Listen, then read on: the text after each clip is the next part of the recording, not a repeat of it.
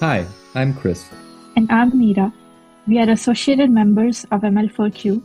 And you're listening to ML4Q&A, a show where members from the Matter and Light for Quantum Computing cluster talk about their careers, their research, and the future of quantum.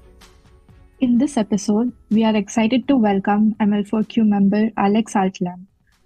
We talk with him about his role as one of the designated spokespersons for ML4Q's next funding phase, which is not yet granted at the time of recording.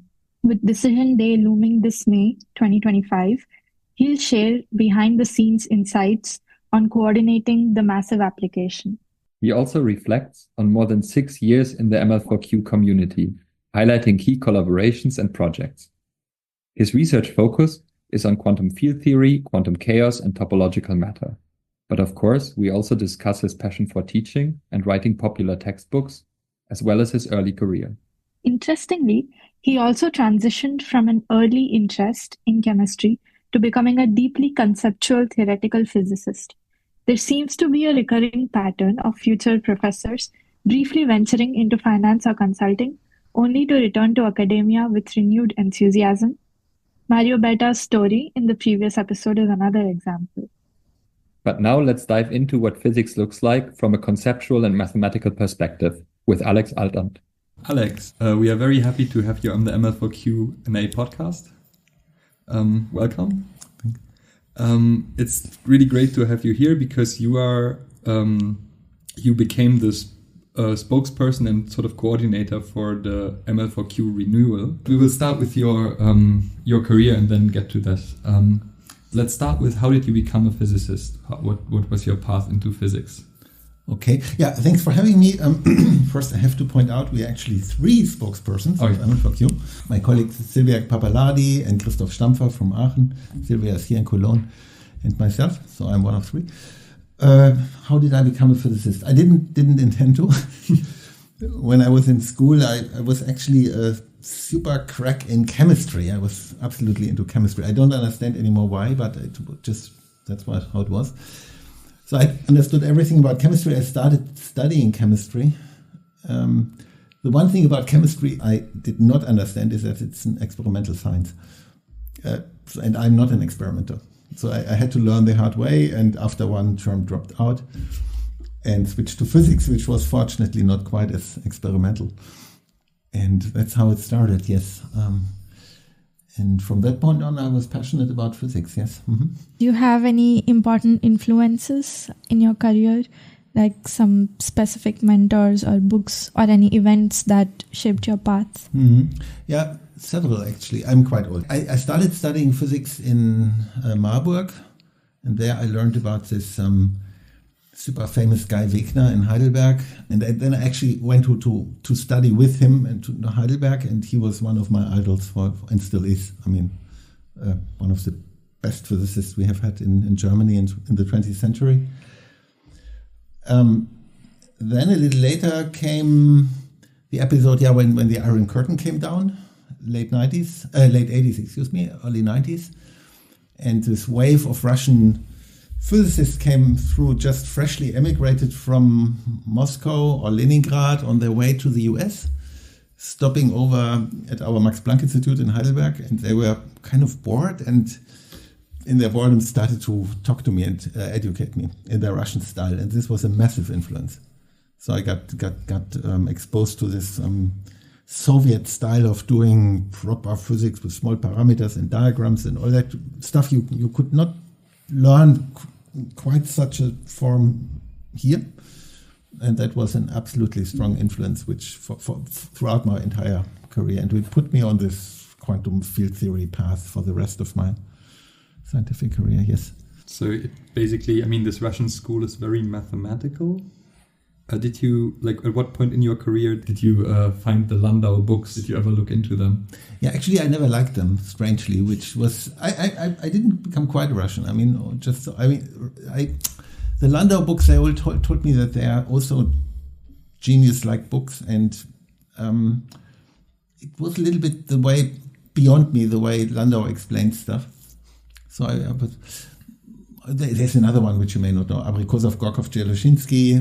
That one I liked a lot, but No, I never did Landau series and was never my books. Yeah, also I have to admit I didn't find it very accessible when I read it. It's not, how do you say, there's a lot sort of left unsaid, and I don't know, it's like from today's pedagogical perspective, you would think that it's useful to show somebody how to get from one formula to the next formula.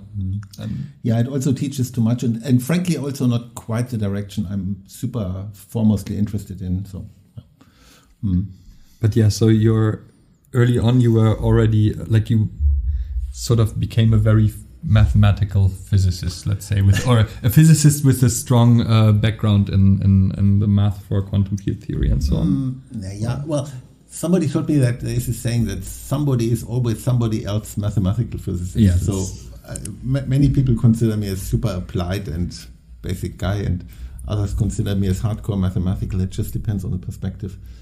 But I think, within this area of condensed matter, I'm leaning more towards the more formal.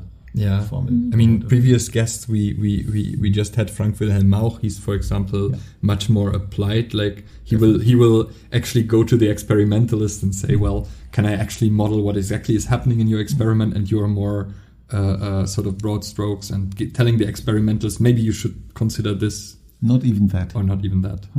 I have to admit, I'm definitely not very much leaning to the experimental side of physics, to put it diplomatically.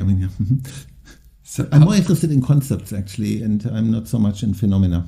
So a conceptual physicist, maybe that's the right word. This, I think, nails it, yes. Okay. Not that people interested in experiment aren't conceptual, but I'm more interested in understanding large structures instead of specific experiments. And how do you become that kind of physicist? Let's say it's very easy to say how do you become an experimental physicist? You know, you go into somebody's lab and you start to learn the trade, and it's really like almost like learning a skill, right? But this type of physics that you are doing, is it similar? Do you just find another conceptual physicist that mentors you and then you grow into it? I think there's two. It's a difficult question, but there's two factors involved. One is emotions. You have to be emotionally attracted to what you're doing. And the second is, I think we all have specific types of intelligence. For example, I always flatline when I see an experimental apparatus in this physics practical things. I could not translate between formulas and a signal on the screen. Other people were much better with that. And it's just that my thinking is more inclined to this structures one encounters in field theory or mathematical theories. Did you always wanted to become a professor, or was it a gradual journey into academia? Nope, I did not. Actually, there is this kind of famous episode when after my second degree, habilitation, I actually left physics for a little while. For 1 week, I became a consultant. Oh. And then I came back. It was a bit difficult for me. I was passionate about physics, but not so much the career tracks that go with it. And eventually I managed to become a professor, but it was not a plan. When I became professor, I was almost ready to say, okay, we give it another 1 or 2 years and then I do something else. Yeah. What would have been the alternative? You said consultancy already, you ruled out after a bit. Yeah, that's another good question.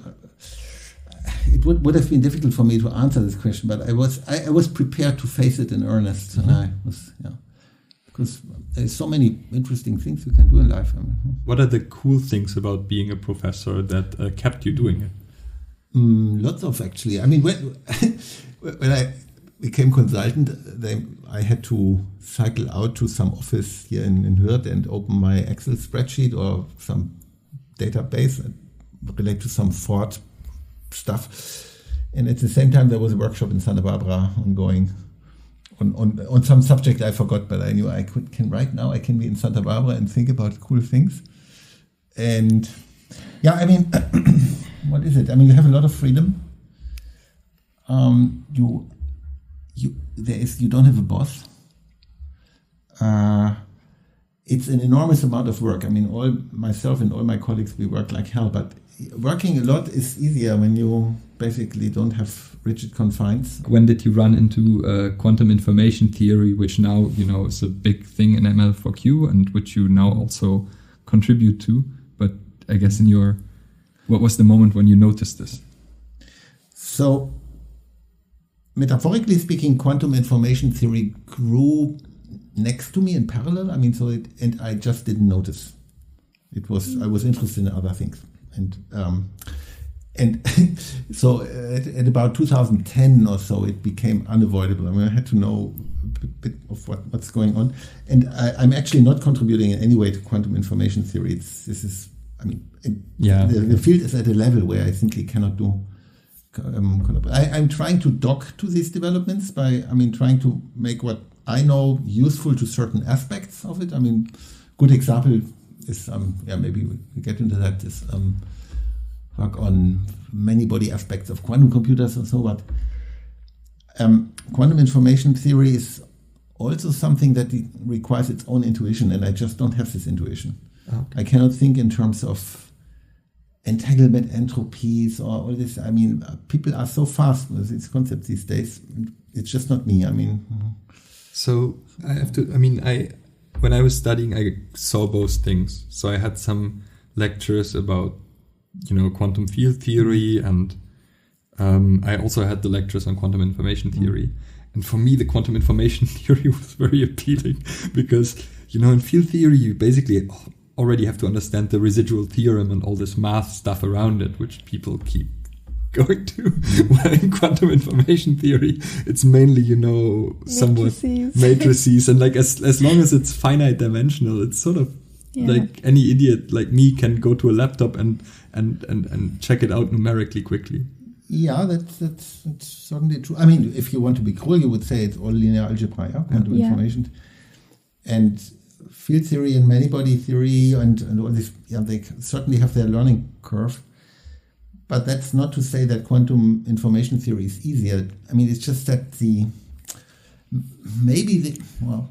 methodological framework is a little bit more restricted, but then the art form is to actually identify questions and describe phenomena in this language and conceptualize things, and this is where it's getting arbitrarily complex. Yeah. And I just cannot do this. I can look at people in awe and see, oh wow, I can do this. I can't. So I wouldn't say it's easier. No, not at all. Quantum information theory is fairly new compared to condensed matter physics. How do you view the evolution of condensed matter physics since the late 80s? Oh, that's also an interesting one.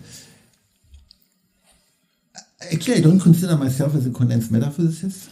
I'm not even... Condensed matter physics, for my particular taste, has so many phenomena. I find it dazzling. It makes me confused. There's so infinitely many different systems. And on the other hand, what's good about it is you actually have phenomena which you can explain. This is not self-understood. Now in quantum information and all this, it's much harder. Yeah? In condensed matter, you have an experiment, there is a curve, and you explain this curve, and ideally you do that analytically. This type of cycle is less developed in info. But there is a third field which belongs to this, and that's particle physics. So I've always been interested in physics at the interface between quant and particle physics. In particle, you have a little less of phenomenological freedom, but you have these extremely beautiful set of concepts, and many of them find applications in quant in relativistic quantum matter and anomalies and topological matter, and this I find super fascinating and attractive. And these days, for example, I like to think about holographic principles, which are intrinsically a concept in string theory. I work with string theorists, and it's all quite closely connected to stuff, statistical physics and quantum chaos we are doing. So this is where I really see my home turf. That was not the question. The question was about the development of condensed matter. Right. I would say, in principle, super healthy. So condensed matter, I think, is always driven by something new coming up, which then really is like a sun. Shining on one decade. Like in the 80s, we had the quantum Hall effects. In the 90s, we had all this mesoscopic physics coming up, quantum devices. In the 0 years, we had topological quantum matter. Mm-hmm. Right now, I'm not quite sure what we have, but I'm certain something will come again. I mean, these phenomena come every few years, and so the field regenerates itself. For example, one of the things, like interactions are always an important part, and you try to go from, maybe you can map interacting fermions to, non-interacting fermions and solve it. But I guess we're now getting computationally more and more into the regime where we can maybe tackle some of the correlated physics from a computational angle better and better. Do you think that we will actually crack them, or will this remain? Is this just so hard? I don't think so. I mean, classical computers will be limited to, or stay limited to, a handful of degrees of freedom. And that's just not nearly enough to make really conclusive statements about universal physics that unfolds in systems which are approaching thermodynamic limits, which is the type of questions condensed matter asks. For that, we need quantum computers. Mm-hmm. And I'm optimistic that we will see quantum computers relatively soon that can make an impact in many-body physics. Yeah. Going to, 100, 200 spins, or that would be a game changer. For example, we have these superconductor, like the high TC superconductor Hamiltonians, right? Which are it's just not even nice to write them down, right? They're horrendous. Yeah. Like, do you think that quantum computers will actually make a dent into this, or is it just? Yes. Yeah. Okay. Give you an example. I mean, one of the paradigmatic systems in the strong correlation physics, the 2000s, has been the Z2 gauge theory with binary degrees of freedom. And my colleague Achim Roche always told me, in condensed matter, we don't have a single example of a Z2 gauge theory. There's so much research, but it's so difficult to do. Now at Google, they are building these things. So that's not yet a superconductor, but Z2 gauge theory, including its topological phases, it's already quite something, and they do this on, now, I don't know, they are now, how's that new chip called? Yeah, Willow, right, 105 qubits. So it's, and super reliable qubits. So I think we will see something. And these will be the first applications of quantum computers. I think we can forget about fertilizer and prime factorization. The first applications will be super powerful applications in the physical sciences, and we will see them soon, I think. But indeed, the early systems are very abstract systems that maybe don't exist in other materials. Would you be confident that we can map from sort of this, Pauli situation into like real systems? Yeah, I mean, one thing it's even, we can write a textbook statement. Yeah, many real physical theories, for good reasons which we can discuss, contain a Z2 gauge theory at their core. Okay. So that's hardwired into them. So you better understand the theory very well. And I think quantum computers make contributions to understanding these classes of systems, and they will make them relatively soon. So I don't think this is so abstract than it sounds. So at this point, it looks like theory is more advanced than the things that we work with practically. Yeah, that's also, it's an interesting, how do you say, like it's sort of inverting the order of things usually, right? Like, as you said, in old condensed matter physics, some experimentalists came to some old Russian theorist and said, we see some, dip in resistivity or peak in resistivity as we cool down. Yeah, it's absolutely true. I think right now we are walking on relatively thin ice. I mean, there is a huge overhead in theory building, and to what extent, numerics, classical numerics is no longer the tool of choice, and at what point actual quantum devices will catch up, and will they catch up before the field runs into a crisis? I don't know. We'll have to see. Moderately optimistic that it will all work out, but these theories we have, theory building really looks dazzling, in its complexity, to me, as a layperson. Yeah. So we can talk about being a spokesperson for ML4Q. What is an excellence cluster like ML4Q? What does it do? What does it do? Yeah, that's actually a good question. When excellence clusters came up, I was asking myself the very same question, and I was actually quite critical. I thought that they are too large.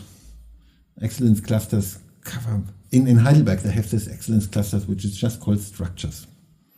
But structures, I mean mathematics, structures in nature science. It's getting too large. I mean, I knew from previous work in Sonderforschungsbereichen or CRC that they represent quite powerful groups of people who actually act like a family and they are coherent. And I thought clusters are too large, but I've changed my mind. Just witnessing what clusters can do, and it's quite impressive. I mean, and we can take our cluster as an example. I think we really grew here together as a research region and also as people and facilities and topics, and that worked. We are topically quite far-stretched. I mean, for me, it's a universe, and I don't understand one bit of what many of my colleagues said, but it's simply connected. So it's a bit like an organic structure and quite a powerful one. So I think that's the mission primarily of clusters. I mean, building... It comes from this Excellence Initiative, which is a German federal... like the German federal government trying to interfere with the universities, which is technically a state's thing in Germany. Yes. So very similar to the US as well. Mm-hmm. It's the biggest funding tool that there is. Yeah, when they started this whole Excellence, they had 3 funding lines, research schools, clusters, and the universities themselves. The schools were abandoned at some point. But the clusters, I think they are... And I heard that they are now... This instrument is about to be copied on the European scale by others, so it's considered, I think, a success. And especially the longevity of it. I mean, these projects is something which is exceptional on the international scale. Yeah, it's a good concept, I think. Mm-hmm.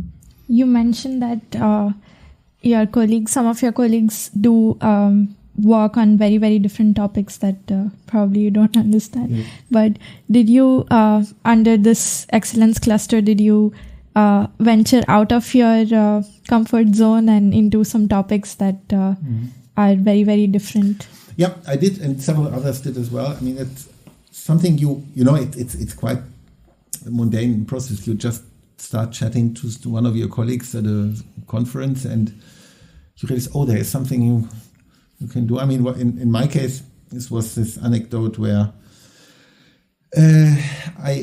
we thought that all these concepts of quantum chaos I like so much might be relevant to the transmon qubit, because what is a transmon? It's a pendulum, mathematical pendulum. So 2 transmon is 2 pendula, and this is a textbook example of classical chaos. We thought maybe there is something, and then started to colleagues who actually knew transmons, like David DiVincenzo and other people, and we learned, this is so much more fun. I mean, doing this chaos stuff with a transmon than with an abstract billiard. And this is how it started. And I think similar dynamics happened with many other people. Yeah, maybe we can discuss a bit this special case just to have a brief interlude of making it more concrete what these clusters do. Indeed, like the original transmon paper, for example, does have this mechanical analogy in it, right? So I guess when you open this paper, how I guess it's a nice paper. It's technically a theory paper, right? And it's a pretty simple Hamiltonian. How hard was it for you to get into the ideas of the transmon? No, that wasn't hard. I mean, the transmon is, you can do this in any quantum mechanics one. You take a mathematical pendulum, I mean, really pendulum, and quantize it, and you add some have your nonlinearity. Transmon.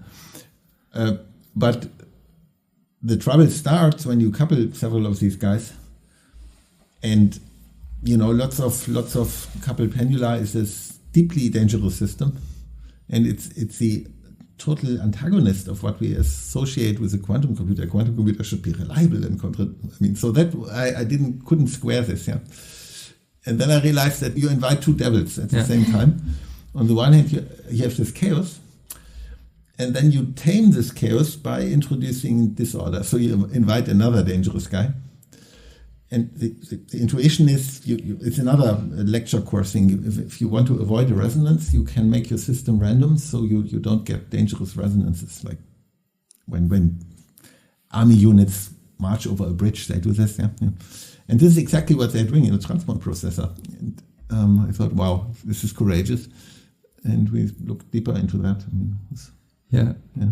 I actually have a paper on, one of my earliest papers was on whether you could reuse microwave sources in the control of transmons, with the idea that indeed on your chip you would, make every second or every fifth transmon the same frequency in order to save hardware, right? Because every frequency that you have, you need to at some point have a piece of hardware that makes that microwave radiation. So, and indeed, it's a very it's still, I think, an open question how you make at the moment, Google can make this 100 transmon system, and you can still sort of brute force it. But of course, if you want to go to 1 million, eventually you need to think. Right. I have only very limited understanding of this, but the way I see it, there was this old, it means now 2 or 3 years old, IBM approach to fixed frequency architectures, where you, essentially, I think that's one way of saying what you say, is they come up with frequency patterns, different transmons, and try to engineer them in such a way that the system is more or less under control. But it's not under control to the extent that one would like to have it. And plan B is tunable couplers, where you really isolate your transmons as long as they are not needed in operation. But that also comes as a price. You have to have a large amount of hardware overhead. So the qubit footprint gets a lot larger.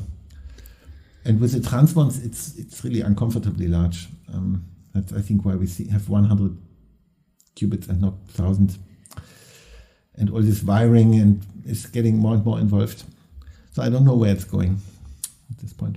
Yeah, I guess, but a similar thing will happen with, if people start scaling up the Rydberg atoms. Yes. You have a similar problem. And you even have the problem that those do not have natural disorder. They are actually... Precisely. Yeah. No, they don't need it. Because they don't need they're much cleaner. Rydberg is just a 3-level system, the Rydberg qubit. And I talked a lot to our AMO physicist in Bonn, to Sebastian Hofferbert, so they really tell me this Rydberg is really mathematically clean compared to the transmon Hamiltonian, which is much more complex at you don't have these higher levels. Yeah. Exactly.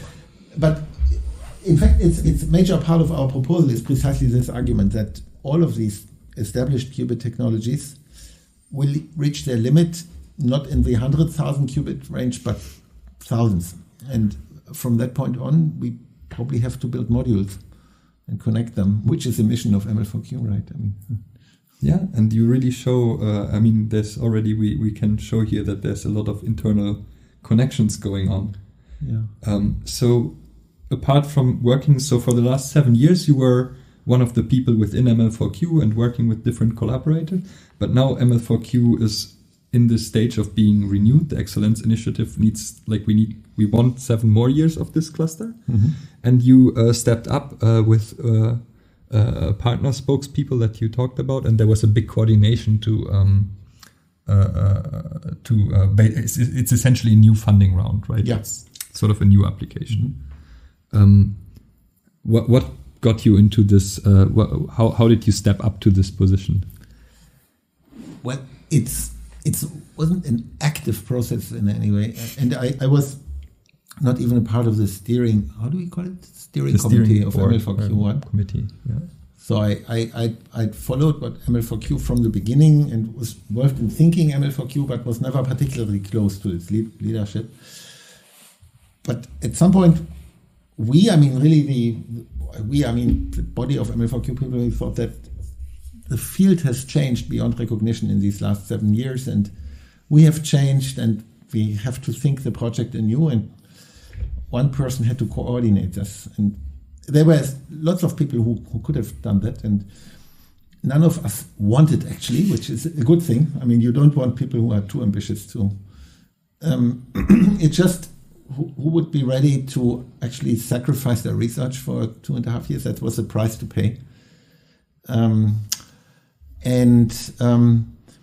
At the same time, find this job fascinating enough to actually go there. It's a challenge, and we absolutely had to enter this renewal process. And eventually it was a collective decision. I do it, and I was thinking twice and triple about it, because I have done similar jobs with CRCs before, and I knew what amount of work that was. So I thought maybe it's of that scale, but what I didn't know then is that it was actually much more. But yeah, that's how it just happened. One of the really smart decisions was to keep the sort of running of ML. Like another thing was that this renewal process, you started to go into it and build a team to do that. It was sort of separate of the running cluster, which also is smart to keep it running at sort of full speed ahead for. Yes. For the remainder of the It's funding. Yeah, I'm quite grateful to UEG and that this worked in this way. Yeah. And it would not have been possible otherwise. We just had to start from a clean slate and think anew and have the backing of the running cluster, and in particular also the full backing of its administrative powers. So that was, otherwise it would not have worked. As a seasoned professor, do you still get stage fright or nervous in situations like this, where there's literally millions of euros and the future of more than 100 people at stake? Whether I get nervous? Oh, totally. I mean, I have never been so nervous in my academic life than before this ML4Q final showdown session. You know, exactly for the reason. No, not just that, but you if you work on anything, and it doesn't matter what scale, you build a hut or whatever, 2.5 years, just full time more or less, and then comes a singular event where you are nervous. Yeah, I mean it's just human. And so how, like, I guess you guys started with like some meetings and mind maps on how you would put this new proposal together. Mm-hmm. How do you unify this vision? I mean, ML4Q, as we said, it's matter and light. It's already sort of everything that we know, working together for quantum computing. And you have 20 plus powerful professors in their own right to come together. How do you put this together? Yeah, that was an organic process. I mean, first of all, it's not 20 plus, it's more like 50 plus. If you count all really people who contribute to our sign. And what we started with, I think, I don't know whose idea it was. I mean, it doesn't matter anymore. Is we formed this initially called Chaos Group, then Concept Group, a group of about 9-10 people. People came and went, but it was almost a body of about 10 people from different nodes, different orientations, different tastes, different everything. And this group has met first on a monthly basis and later weekly basis throughout these 2.5 years, and solved all the issues. And it was really a super collaborative and constructive process. I mean, we had our rough patches where we really didn't like but it was always constructive. And that group came then up with this idea of how to pattern our research, how to organize our research, how to distribute finances. So it was a highly interactive, and my I don't want to downplay my role, but it was simply as one who coordinates this communicative process. In the turn of these events, formally we were thinking in terms of different nodes. I mean, it's Aachen, Bonn, and we have to balance our resources. All this stopped. We don't no longer think in terms of different nodes or different disciplines. We just do what's best for the project. Maybe it sounds a bit over, but it's really how it is. So yeah, that indeed, that's of course an important thing. Like, I guess this locality thing does play a bit in favor of ML4Q, that it sort of encompasses a lot of the North Rhine-Westphalia quantum information effort. Not all, but let's say a very big chunk of it. When you guys were writing the proposal, how much do you look at the other clusters versus how much do you just think what is the best that we can do with our current, how do we see the current situation going forward 7 years? Yeah, looking at, first of all, about the state, we I think, we are a major part of this, and we've partnered with Paderborn, which is another, so photonic quantum computing. So now we really have quite a lot, and we also have our synapses to Siegen, where we have ion quantum computing. So we are pretty strong, I think, in North Rhine-Westphalia. Concerning the other clusters, I think we are partners and competitors at the same time, and we have been, of course, carefully monitoring and watching what the other guys are doing, and they have their own strengths and profiles. So we positioned ourselves as the one cluster who is dedicated going on into just quantum computing. I mean, all of them, or many, have a quantum computing component, but it's really our sole focus. And within that, we emphasize this condensed matter and AMO and device cooperation. So this makes us sufficiently different that we have a healthy position, I think, to continue. How do you see ML4Q contributing to Germany's position in global quantum research over the next decade? We just want to crack one of few hard problems. If we do that, we have fulfilled our mission, alongside or next to building here a research structure. But we have set ourselves goals, and I mean, an easy one to mention is, can we do the topological qubit? Yes or no? We want to find out. We are not promising we will get it, but we promise to find out in the next 7 years if it has. And there are similar goals, similar caliber for 3 other qubit platforms we are working on. So I'm not saying that I'm repeating myself, that we will reach them, but if we reach any of those, then it will be noticed on the global scale. Mm-hmm. And maybe one more question about sort of what to expect from ML4Q. So the excellence clusters, they are a way to administer funds, but should they also significantly improve the lives of the PhD students and postdocs that sort of make up the large part of the scientific workforce? Yeah, of course, totally. I mean, you're getting me into proposal mode, but no, absolutely. And I think we did really well. I mean, we have produced, I don't know, it's a number is going up. We have 15 or 16 faculty as a cluster. So 50% of the postdocs who left us made it to academia, to permanent positions, which is quite strong, I think. That's one thing. Another one is, I mean, at least we try to create a good and wholesome working atmosphere or contribute to it by instruments we have in the cluster. So we are thinking a lot about work atmosphere and even very practical things like mental health issues and all that. It's part of the mission. And to what degree we are successful, we have to see. But judging on where we are now, I think, I mean, also the feedback we get, anonymous feedback, shows that we're on a good path, I think, in this regard. I'm always happy to go on record. I think the ML4Q office has, for example, helped me a lot with family work organization. And I think that's the difference to a CRC, right? Like in a CRC, how many people do you have on the administrative side? Yeah, exactly. It's can't be compared. We have 5 professionals, PhD professionals in ML4Q, and exactly. Like this cluster office. It's a lot of muscle. Which they help in all kinds of aspects, right? I mean, outreach and mental issues and dual career stuff. I mean, yeah. Exactly. So indeed, I think that's also why it's so important that we keep this cluster here. Yes. Because it really makes a difference for the people who work here. Yes. So maybe we can come back to your work in condensed matter quantum field theory. You wrote a textbook on condensed matter quantum field theory. How would you explain this field to someone who's unfamiliar with it? How you explain or motivate quantum field theory? Yeah.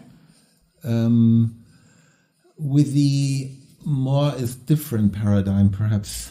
So you take a condensed matter system, which means all that surrounds it is condensed matter. It's usually straightforward to write down a quantum description of it, or Hamiltonian, what we call it. But then you have this wealth of phenomena the systems show, and the connection between this Hamiltonian you can write down and what you actually see is deeply non-trivial. And it's a bit like the difference between psychology and sociology. Yeah? You can write down, define an individual psychological actor, and it's relatively straightforward compared to what the whole society is doing. And quantum field theory is a method of choice to describe these sociological, these large-scale phenomena in a way that's whose power is just unparalleled. Yeah, and that's what always fascinates me. Not just me. I mean, it's what fascinates people about this field. And about this book, I mean, when I grew up, I always knew I wanted to learn it, but there were only these super hard French textbooks out there and the Russian textbooks, and I always felt a bit stupid when I read them. I mean, it's easy to show that, and it wasn't just easy for me. So we tried to, at the time we wrote it, end of 90s, this was one of the first friendly, where you talk to people in a friendly, down-to-earth. There was one other by Fredkin that was similar. But that was what made us write this book, yeah. Mm-hmm.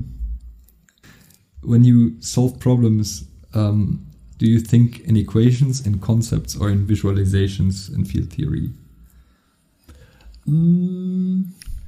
That's a good one. A bit of both, I guess. Yeah. But I'm a bit of both. I never thought, interesting, and it never came up this question, actually. I never thought about it, how I think about.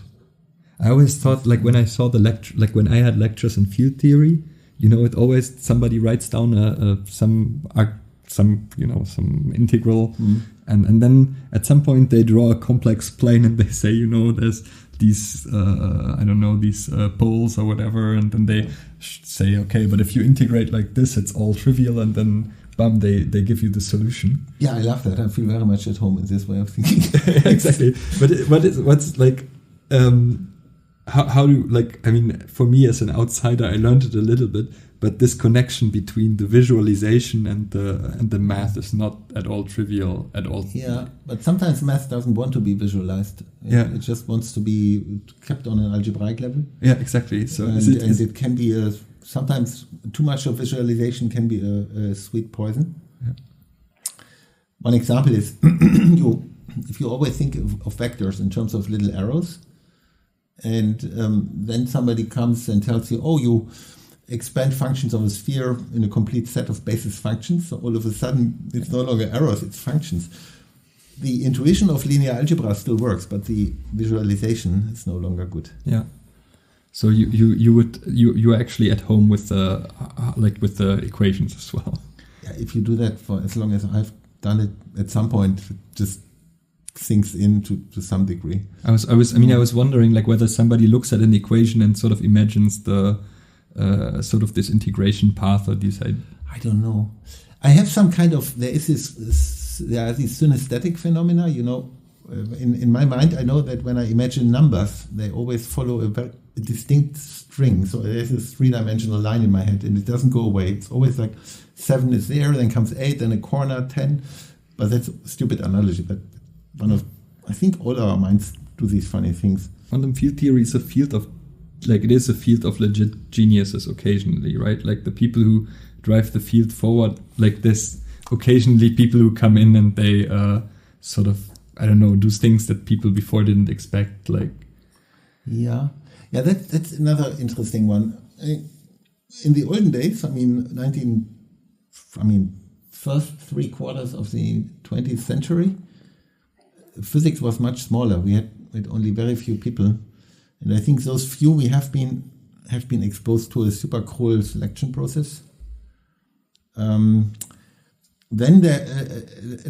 many more people started doing physics, and now it's extreme to my mind. And the publication output, they told me at PhysRef doubles every 10 years. So we became a bit like a swarm intelligence, much stronger communication networks, which actually drives the field and shapes the field.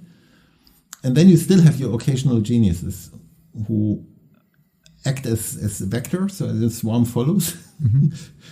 And it's an interesting sociological question, I think, how this changed progress. We definitely have more of these fashion phenomena these days. And how to tell history will show us where it's going. Yeah. In condensed matter field theory, there's also this universality classes. So what is universality in physics and why is it important? Yeah, in my way of thinking, I mean, that's very subjective, but universality is the most powerful, the hardest currency we have. I mean, it's the more universal things get, the more interesting I find them. But the answer, I mean, textbook answer is you have lots of different systems that are different microscopically, but show similar phenomena. Like lots of magnets behaving in the same way, or showing water or liquid showing the same type of phase transitions. And personally, I find this the more universal something becomes, the more powerful and fascinating as a concept to explain. So there's always like a drawing instance that draws me. That's also why I like chaos and disorder so much. I don't think of them. Many people think about disorder as something like, you have a system, a clean system that interests you, and then comes this parasitic disorder nobody wants to hear about, and it makes things more complicated. But for me, it's different. When I have a system, like say a system showing some kind of phase transition, I'm not usually interested in this particular system, but rather an equivalence class of systems that are similar and still show the same physics. And similar means that I'm actually thinking about an ensemble of systems that are microscopically different, and I want to average over this ensemble to describe properties that are universal, that survive this averaging. And that's another way of saying that I average over disorder, in quotes. Yeah? So disorder is a source of universality and simplicity. That's why I like it so much. Is it for, like, I don't know, I mean, you have things like Anderson localization or something. Yeah, but you can even consider simpler. For example, in school or in physics, or entry-level physics, we learn that microcanonical ensemble, pretty much the most universal phase in classical physics. Everything is smeared out. Yeah. So you can ask, what is the quantum analog of that? And that's just the physics of the maximally chaotic quantum Hamiltonian. So that is defines the quantum generalization of the most universal phase in nature we have. So it's even more universal because it's a quantum. And now you can introduce additional rules into the game. You can say you have a certain symmetry or you have certain topology in addition to this. And this is approaching physics from an extremely universal viewpoint, which I just like. Is topology still I don't know, I work on topological insulators, but I sometimes have the feeling that the word topology, it's originally from deep mathematics and about stuff being close to each other in a weird sense. But in physics, people use it in different ways. And it's like, how concrete is the word still to you? Like, what is... Yeah, first of all, I think you are right. I mean, the ultimate authority is math. There's just no... But then we come with our physical systems and they realize elements of this mathematics, much like quantum mechanics realizes elements of some mathematics. And it then boils down of how versatile and gifted we are in unlocking and communicating and working with these mathematical concepts. And there, it really, for example, when I was young, I mean, Chern number, was some super abstract concept for mathematics. These days, every experimental physics talks every day about Chern numbers in their labs. So it's a mathematical concept. It will remain mathematical concepts, and we are abusing them a little to be able to actually work with them depending on our background. But it's a very healthy relationship, I think. Your paper on non-standard symmetry classes was recognized as a PRB milestone. I don't know what a PRB milestone is, actually. I think they had 50 years of PRB and they named 50 papers they thought were worthwhile. Most really? Impactful, yeah. Honestly, I didn't know that. Oh, okay. Oh, that's one per year. Oh, that's not bad. It's not bad. No, they publish probably 1,000 per year, right, or something. I don't know. PRB know a lot more than some, but it's a good paper. Yeah, exactly. But so what was the core insight then? Yeah, The core insight. Could you explain what non-standard symmetry classes are and what's their significance in mesoscopic systems? Yeah. So physics is a lot about symmetry. Yeah, you talk about when a system is rotationally invariant or has a rotation symmetry around an axis, and we call these symmetries in the technical jargon of physics unitary symmetries. These are the symmetries we are most translational symmetries, one of them. But then there are also anti-unitaries. These are different symmetries, but no less powerful. On the contrary, an example is you ask yourself, suppose you lived in a universe where time went backwards. So will the rules of nature change in a fundamental way or not? This is time reversal symmetry. And another one is, say, it's to do you invert all the charges in the universe. So in particle physics, they knew them. They had quite a prominent role always. And one thing we understood then was that in physics you have to distinguish between precisely 10 of these classes. So you have like 10 boxes, and where these antilinear symmetries are concerned, you can put your systems into one of these 10s. And 3 of them had been quite well established at the time when we wrote this. So the other 7 we therefore called non-standard. And so at the time we described these 10 and described their physical properties primarily with regard to disordered systems again, because they were the most universal to think about, and invented some random matrix models describing them. And this didn't draw much attention for a while, for a few years, until the topology revolution started. And the concept of topology were fused with the symmetry. So we thinking about topological phenomena in certain symmetry classes, and this is when all this topological matter stuff. So it was a bit foundational for that. I think. And yeah, maybe just a big interlude on the random matrix theory, because I was like, when you say random matrix theory, like today, like somebody like me, I would think, well, I take a computer, I generate 100 random matrices, I do some things with them, and I check whether things do behave the way I expect. But the formalism that you were using is very is actually not at all that. It's very mathematical and abstract and algebraic. I wouldn't call it abstract. It's intuitive. Okay. Yeah. But I mean, you abstract in the sense that, it's not a concrete matrix. Like you probably don't even have to specify the dimension of the matrix, you can say. No, you specify the dimension, but what your friend is averaging. You average over. Yeah. Look, it's instructive to recall how a random matrix idea came up in the 30s or late 20s, even Wigner. So I give you a Hamiltonian. Think of a nucleus. And you think information. Actually, it was an information-inspired way of thinking about it. You assume you know nothing about this Hamiltonian. You have no knowledge other than its average energy, number of particles in it.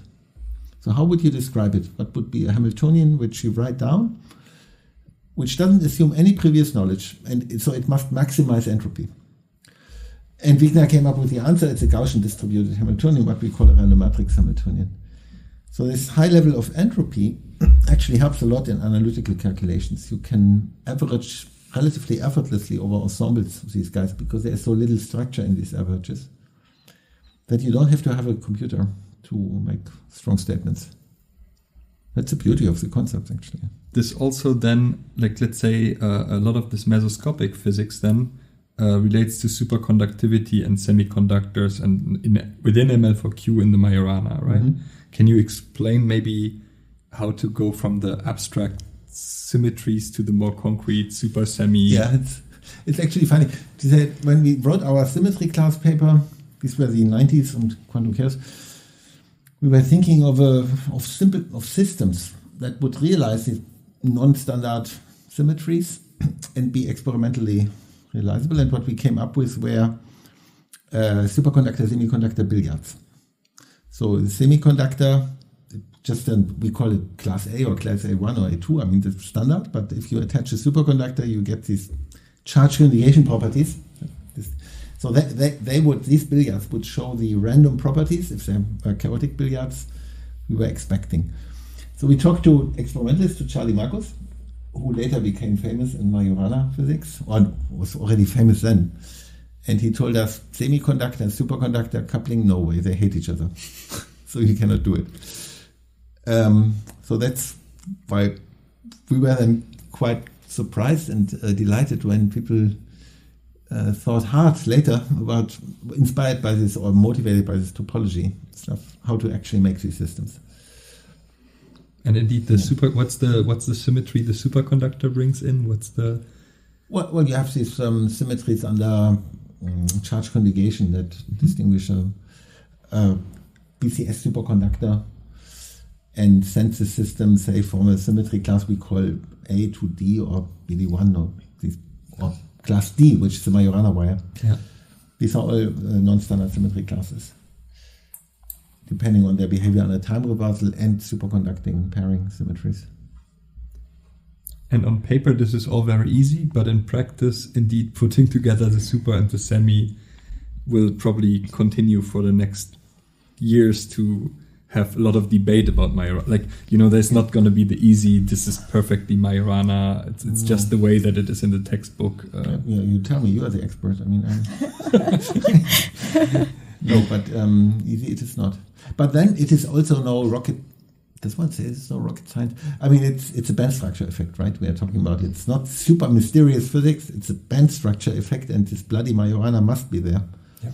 The only question is if we can isolate it, and if the system is clean enough to sort of show. Yeah, but no, wait, hold on. I mean, the Majorana actually, it's interesting. It doesn't get destroyed, but it gets hidden by other stuff. It gets maybe masked a little, but it can. Including in ML4Q, we came up with measurement protocols which strangely are not noticed very much, but short of braiding, but much better than tunnel spectroscopy, which should tell us if we are there or not, but we're still waiting for you guys. Yes, that's true. You have not only written a book on condensed matter field theory, but also on mathematics for physicists. So maybe already were you always passionate about teaching, or did it sort of happen as you became a professor and then you had to do it? No, I always like to teach. I mean, I'm for two reasons. One is I like interaction in a lecture hall, just subjective. I don't know why, but I like it. And another one is that I like learning stuff. But for me, the best way of learning stuff is to give a lecture, and because it really forces me to get into a subject, and then I have to write some notes, and from there it's not far to writing a book. So I find this very rewarding, yeah. And entry level math is indeed one of the passionate subjects. Was it teaching that inspired you to write the textbooks, or were they two separate endeavors? Well, I don't know. Writing textbooks strangely has for me a very, it's odd to say, but it has a relaxing influence. So when I write a paper, I always think, there are these colleagues who are breathing down my neck. But when I write a textbook, it's a service to people who are like me, just learning something. So I try to explain things the way I can understand them. I just like that. And drawing figures and stuff like that. Is there a theoretical minimum that every physicist should know in terms of math? No, I wouldn't put it this way, but I think the way we have been teaching math and physics, or in most universities we are teaching mathematics, is just wrong. We are often mathematics is reduced to methods. Yeah, we even call it mathematical methods, but math is so much more for us. It's a language in which we talk. It's the concepts we use. I mean, they are really, we owe them to mathematics. And this isn't to say that we need a whole lot more of math. We just need, I think, a somewhat different approach to learning mathematics. So what we usually do is we either outsource it to the mathematicians, which is fine. They think conceptually, but they don't think in the direction that is, they are more proof-oriented and not so physics-oriented. Or we teach it ourselves, and it's often degraded down to diff and crot and that, some soulless methods.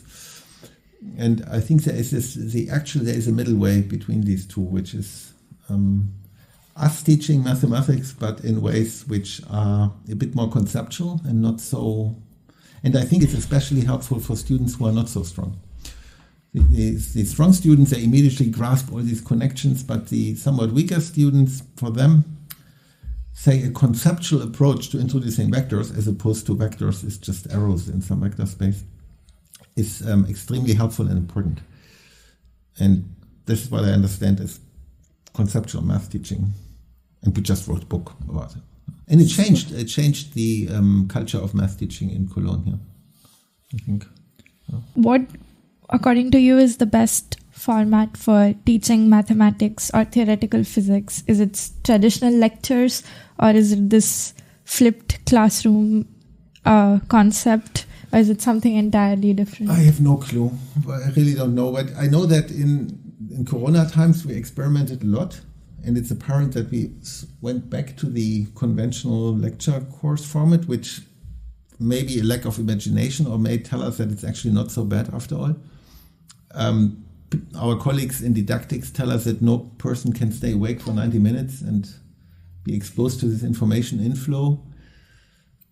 So, but I still think old school lecture is not so bad. But this simply may mean that I haven't really, that I'm just not agile enough to do these flipped classroom things.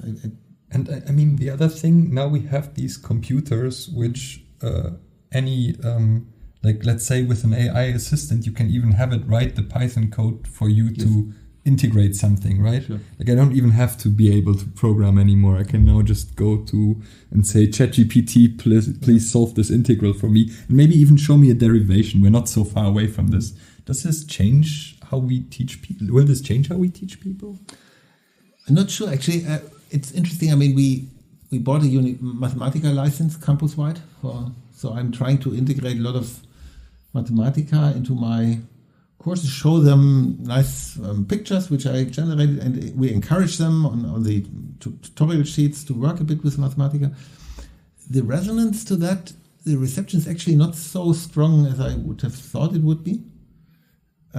Students strangely seem to prefer the old school way of doing and not become quite so quickly so computational. That changes a little later. I mean, we have these super excellent computational physics classes at Cologne, and I mean, but at the early stages of teaching, I'm not sure if ChatGPT and co will change. Yeah, I mean, I have to admit, when I have to teach students about like the experimental class on electromagnetism, you have all the integrals and stuff, and I'm terrible at them. So if I have to, like, this Blackboard teaching that you theoretical physics professors do, it's amazing, right? Like you go and you fill 9 blackboards with ideally very few mistakes and complex derivations that you... Yeah, that's now a bit strong, but I mean... But what I mean is, like, I usually tell the students that, like, if I had to solve these integrals in front of people in the class, like, I really struggle, and I'm always like, I don't even solve these anymore. When I run into a problem like that, I just solve it on my computer. Yeah, that you can do that, but and maybe you should, because your priorities are different, but every single integral we encounter in electrodynamics class is a living being. I mean, they have a soul, these integrals, and if you put them in Mathematica, you don't see it anymore. It becomes a structure, right? But yeah, manipulating the integral and evaluating in different parameter regimes teaches one so much about actual physics phenomena. Yeah, that's what I mean. I mean, we talked earlier, like there's this field theory tradition, and like the quantum field theory tradition, and these theorists who worked on this were a lot of, like, we're working in a time, like, let's say the 60s to 80s or whatever. You didn't even have the chance to, you had to look them up in tables, or you had to be really good at integrating stuff yourself. And a lot of these people were probably still good at integrating this, and it changed their intuition. Like, maybe they were able to see things. Yeah, but you don't have to go to the field theory level. I mean, take a little antenna. Yeah.